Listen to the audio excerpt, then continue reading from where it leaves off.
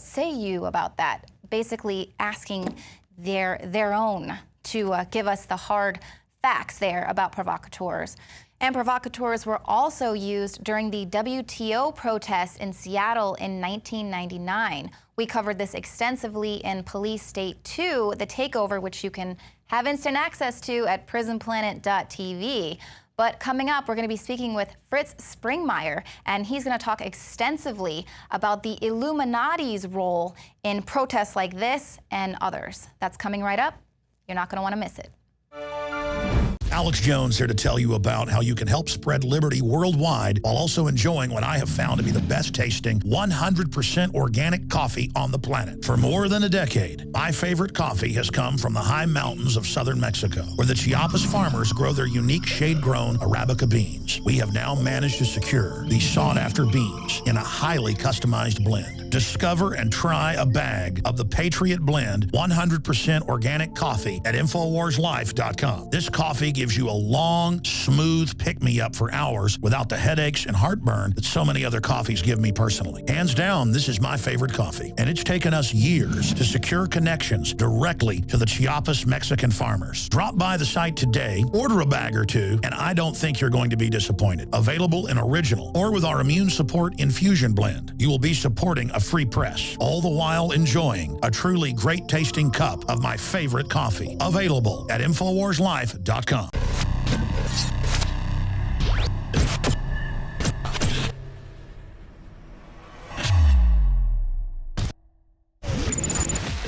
City of Austin tap water versus filtered City of Austin tap water. I can taste dirt in it. God knows what's in this. This has an aftertaste. Tastes like Austin water? Yeah, it does. Ugh. These people just sampled City of Austin tap water straight from the faucet. Next, we had them try a sample of tap water filtered through the ProPure G2.0 filtration system. High quality H2O. That one is better. Tastes like nothing. Yep, I know what good water tastes like. It's good water. Most tap water contains added substances like fluoride, chlorine, Monsanto's deadly pesticide, glyphosate, and many others. Studies prove that these substances are linked to an assortment of major health issues, including tooth decay, lowered IQ, and even cancer. It tastes like you're drinking out of the lake when you're drinking tap water. Yeah, it has that processed flavor to it. The ProPure G2.0 filtration system removes these deadly substances and many more, leaving only fresh-tasting, deliciously clean water. Okay, this is very tasty. It's good water. Refreshing. It's good. Go to InfoWarsStore.com today. Use promo code WATER and save 10% off your ProPure purchase. Again, that's InfoWarsStore.com or call 1-888-253-3139. And welcome back. Joining us now is author Fritz Springmeier. He is the author of Bloodlines of the Illuminati. It's a book that we sell exclusively at the InfoWars store. And this particular book provides a wealth of material and insider information on the Illuminati and their bloodline based on eyewitness accounts. Fritz, welcome back. It's great to have you back on the show. Well, thank you, Leanne. What do you think about what's going on in Ferguson, Missouri? America's really getting their first taste of the over-militarization of the police force and what that actually looks like. Boy, you said that very well. You know, the police there have more body armor and more weapons than what we had given our soldiers that went into Iraq back in 2003.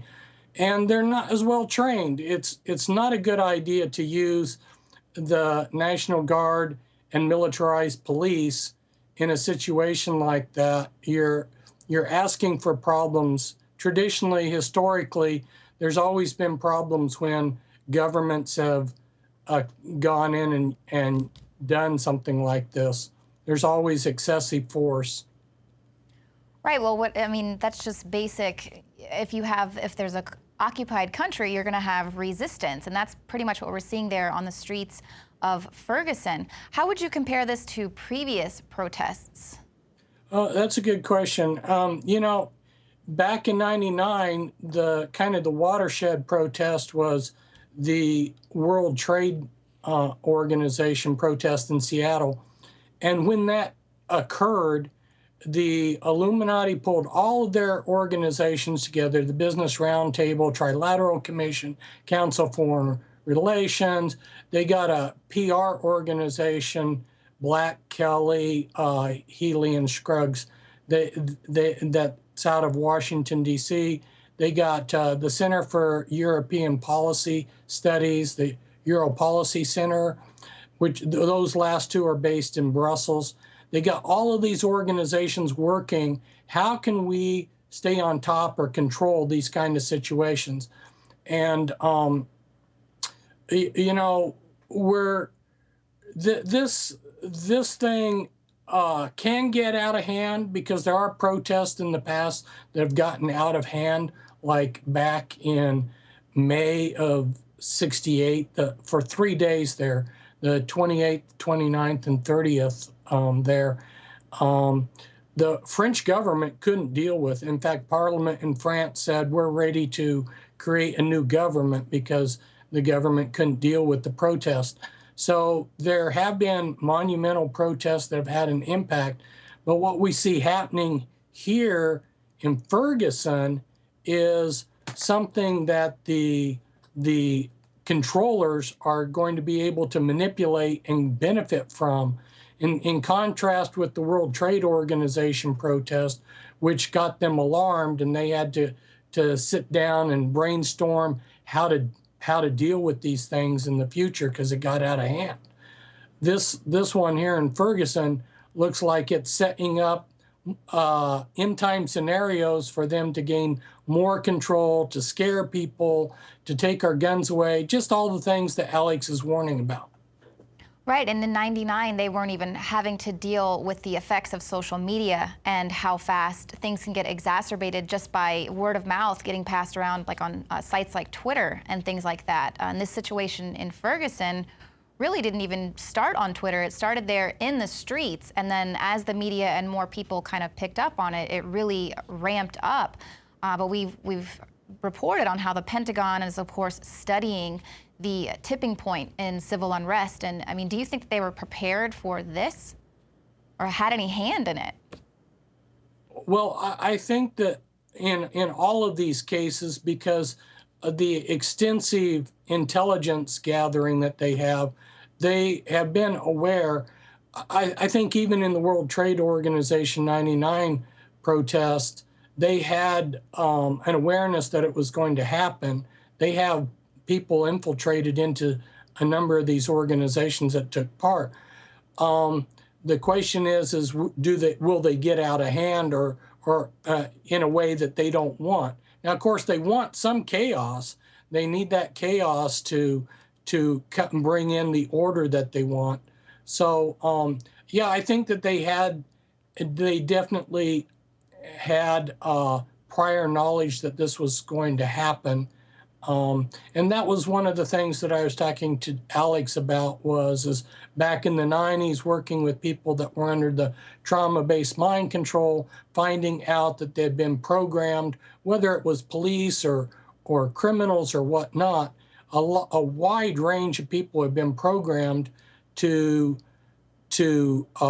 participate in these chaotic disturbances. Well, exactly. We've got an article up by Kurt Nimmo up at INFOWARS.com, basically talking about how the FBI and the DHS has been using provocateurs, and potentially we've got the new Black Panthers there, kind of provocateuring and really ramping it up and basically convincing these protesters that they're on their side, but really it's more to incite racial tension. Yeah, exactly. So, yeah, you guys have been doing a good job of covering it and giving people the bigger picture. Well, switching gears now, we just sort of had an untimely suicide, Robin Williams, actor Robin Williams. Now, we know the Illuminati deals a lot in ritualistic murder. Sometimes they make things appear to be suicides and things like that. Especially of celebrities. What does that really mean? What's the purpose of that?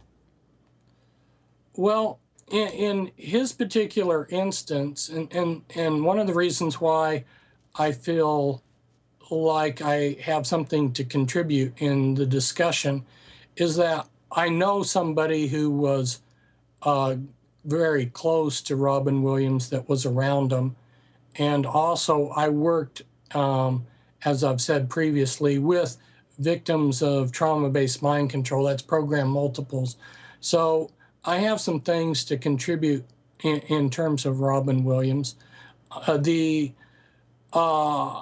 a certain point, for various reasons, the controllers, if they decide that they no longer want a particular programmed person, and somebody like Robin Williams, then they can do what they call, their terminology is, throw them from the freedom train. And these people have suicide programs, and a typical suicide program is to slit your wrists.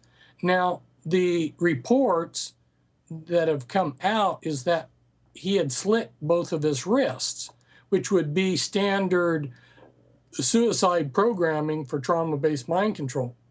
What's really bizarre is that's kind of covered up by the other report that he took this belt and somehow impossibly hung himself, asphyxiated himself from the door, and doorknob and door, which, you know, if you diagram it out, it doesn't even make sense that someone could do that. So it's almost like the possibility exists that for some reason his programming triggered a suicide program, and he went through it. Typically, men who are programmed follow through on the suicide programming. The majority of women that are programmed will act out, but they won't actually do it. That's why even though fewer men try suicide, more men actually succeed than women. So that's what I can share. A lot of people have asked me for my input, so I appreciate you asking, because that might, you know, give some people that are interested in the whole phenomenon. So Fritz, what do you think about the coincidence the BBC aired an episode of The Family Guy that showed Robin Williams talking about a failed suicide attempt? In the past, we've seen a lot of this, what truthers are calling predictive programming. We've seen a lot of things. You know, Alex Jones has shown a lot of the things that were shown for 10 years prior to 9/11. You know, in a cartoon showing planes flying into the World Trade Centers and stuff like this. So yeah, this is definitely one of their little bags of tricks that they use, is to show something just prior to it happening. So, you know, we can't state for certainty that it's definitely connected, but on the basis of the way they've done things in the past, that would be very standard operating procedure. Well, we've definitely seen that a lot in the media, things that are just too coincidental. Well, what do you think about the fact that Ferguson, a lot of what they're saying is that it's due to the economic disparity there, that this is really kind of a ramping up of ongoing, it's not just the abuse at the hands of the police that the citizens there are feeling, but there's so much economic disparity. Is that also part of the plan, and what do you see for the world economy? Yeah, we definitely are seeing a lot of disparity.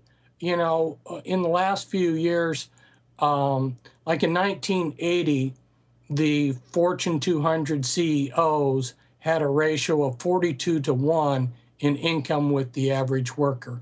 And now it's over 500-to-1. So there's an enormous trend of the rich and the powerful getting richer and more powerful, and the common person barely being able to make it and just getting poor. And the blacks, as being one of the groups that have been really put, they've had a difficult time, you know, and there's been they started advocating for their civil rights in the 60s.